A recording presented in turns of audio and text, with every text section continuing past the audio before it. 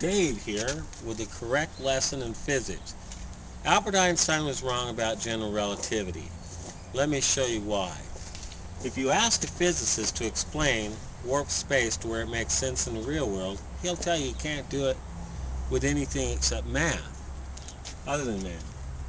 In other words, the way they do it is they say here's the Earth and here's warp space. What about if a person is standing here? Sorry, I'm no artist, so I'll have to draw stick figures. And the warp space is underneath them. Aren't they going to fall off? And what about light? Let's take light for instance. If this were the sun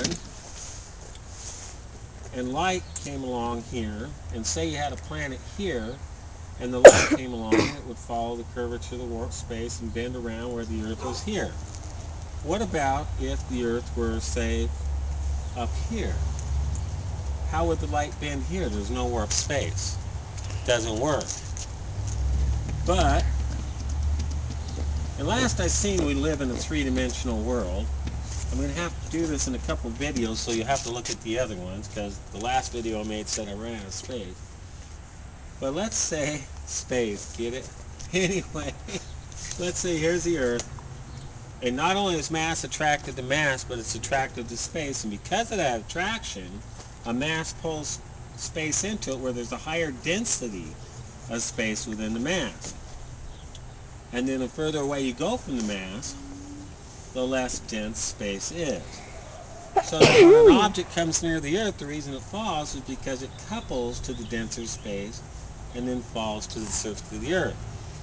In the same way, light would bend from any given angle. If you had a planet over here and the Earth was over here, the light would come in here, follow the curvature of that denser space, and come around to where the Earth was. It would work from any given point around the Earth, and as you can see, you would be held down from any given point surrounding the Earth because you'd be coupled to the dense space within the center of the Earth. Now, gravitational redshift. That's another thing. I probably didn't need to erase all this.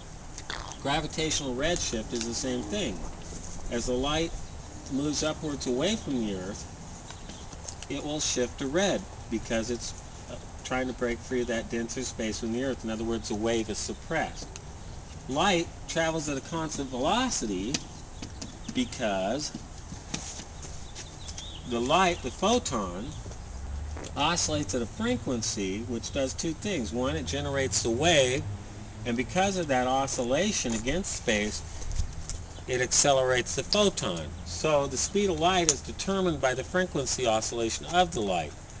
That's why different particles travel at different speeds, is because of the oscillation, the frequency oscillation of the particle.